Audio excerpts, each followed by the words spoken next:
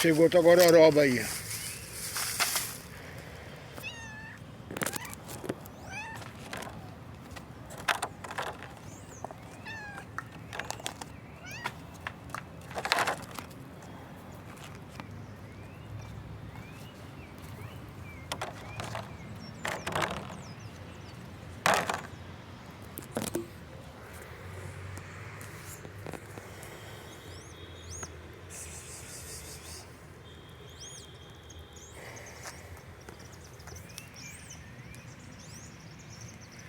Deixa eu mexer na gororoba.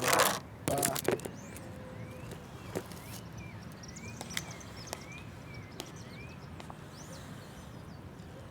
Tem muito frango.